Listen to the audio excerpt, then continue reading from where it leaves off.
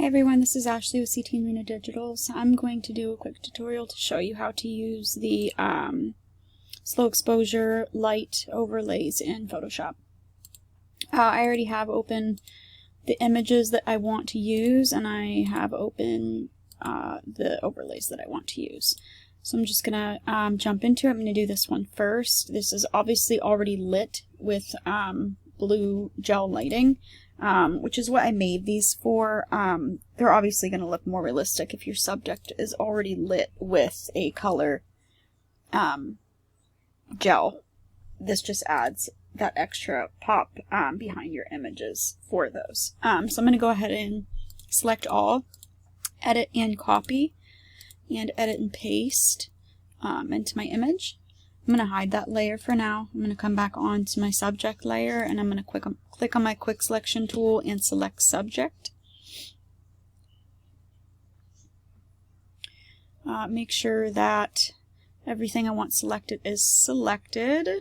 Brush in this area right here.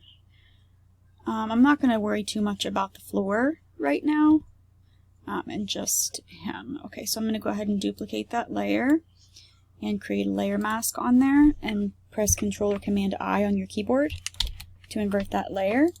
You go ahead and make this layer visible again, and you can either right click and create clipping mask, or hold down your Alt key and click between those layers to put it behind your subject. If you're already using a black background, you might be able to keep it on normal blending mode. If you're using a different color, you can just change it to screen. I'm going to resize. Get adjusted to where I want it to be.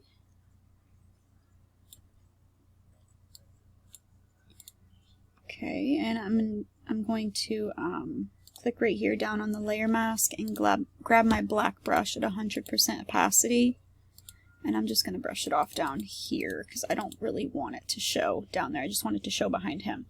And you could zoom in and go around your subject and make sure that the lines are all good and that there's not any areas that you need to paint on or paint off. If you needed to do that, you would just stay on your layer mask. With your black brush, you would brush it off of him, and white brush you would brush the overlay on.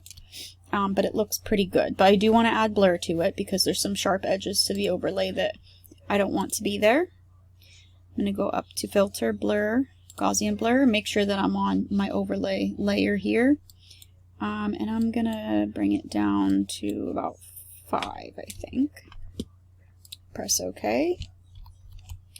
And now I'm gonna unclip it real quick. I want the blue to match the blue that he is already lit with, so I'm gonna go up to my hue saturation layer. Or you could go up to Image and Adjustments and go to your hue saturation layer from there. But I'm going to add one here, and I'm going to click this button right here to create that clipping mask so it's only applied to my overlay. And I'm just going to drag the hue slider until it matches the blue that I want, which that looks good. And then I'm going ahead and merge my hue saturation and my overlay layer. You'll have to change the blending mode again if you already had it changed before. Create that clipping mask again, and it places it behind him. Before, after, if you want, you can mess around with the opacity.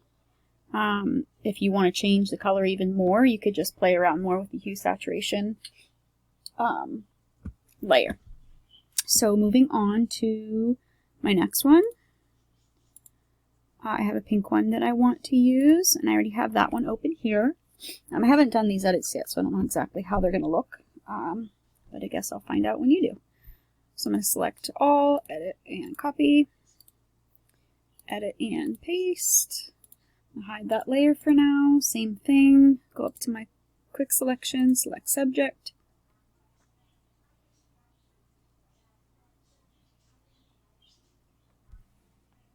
And I'm happy with that for now, but I'm definitely going to be doing some painting because this is kind of see-through here and it didn't select like her eyelashes in certain areas. But for now, I'm just going to duplicate, create that layer mask, and Control or Command I to invert, make that visible again, and create that clipping mask. So for this one, I liked the lighter background, so I want to use this on screen.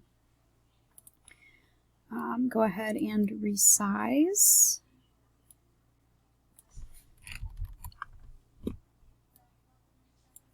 Just kind of play around with it to see how it looks. I kind of like it over here, but I don't want it to be as bright over here. I'm just gonna simply go over to my layer mask down here, and I'm gonna use my black brush at about 25% opacity, and I'm just gonna lower the opacity over there.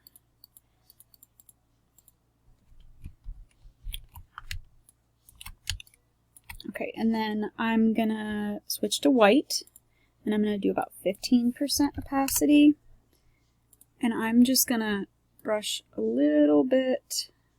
See, even that's too much. I'm gonna start out at about 5% opacity, and just brush off of that part of the dress just a tiny bit, because it was see-through, so it might show up a tiny bit, but it's not gonna show up very much.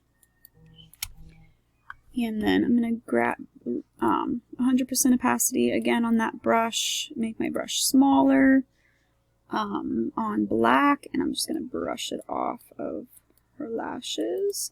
And of course, once again, always go around the edges and clean up areas that it's on your subject where you don't want it. I like to use a really low opacity when I'm brushing on the edges of the hair, if they even need it.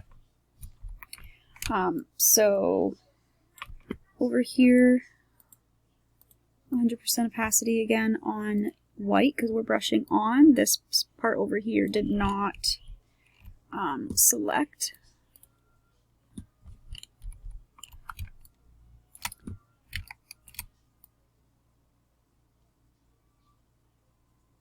So you would just paint that in. Okay, you could use the new, I do not actually use the new AI beta filters yet. I don't know. I'm old school. When new stuff comes out, I'm hesitant to use it, especially when it comes to editing, because I like to do all my edits by hand.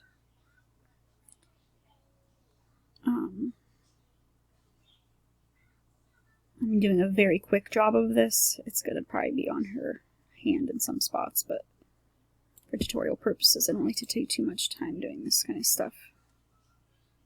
You can fast forward if you want. And then I just switch back to the black to kind of brush it off again in certain areas. Okay, I'm going to say that's good for now. Zoom out, and I want to add some blur. It's already blurred in certain areas, but it's not really blurred down there, and so I just want to add some to it. 5 again.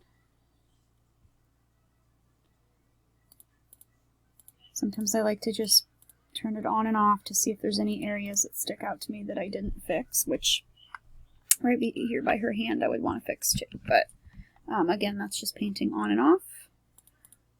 So they're super simple to use, and they add a little really pretty effect to the images. Okay, next I'm going to be doing this one. I'm going to go ahead and select her first. Doesn't really matter which order. And that looks pretty good, except for right here.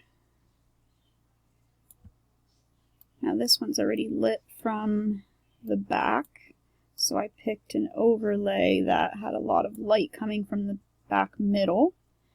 Create a new layer, create clipping mask.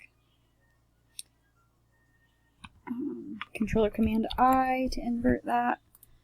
Come over here and grab this, select all, edit copy, and edit and paste. And right click or use Alt, create that clipping mask. And I could use this on black, but when you use just black, it's easier when the subject's zoomed in, because when you start to get down here by their legs and their feet, it doesn't look as real. So I'm going to change it to screen again. And I actually really like how this looks. I haven't done this one yet either, because most of this light is coming through right where it would come through in her dress. It looks really pretty. I don't think I'm going to really do much to this overlay at all, but I am going to add blur. Play around with that, see how much blur you want to use. I actually like it with a lot of blur, I think. Gives it a different look. I'm going to press OK on that for now. And then, as usual, zoom in, come down to that layer mask, and clean up the edges. This is sheer, but there's already light coming through it, so I'm just going to leave it the way it is for now. And then brush off just these patches that didn't select very good. Okay. Flatten, and sometimes I like to also, in certain areas like right here, oops, because of the way the overlay copied and pasted, it's a little sharp right there. You can just grab your blur tool and just go over that real quick and it completely goes away, hides it.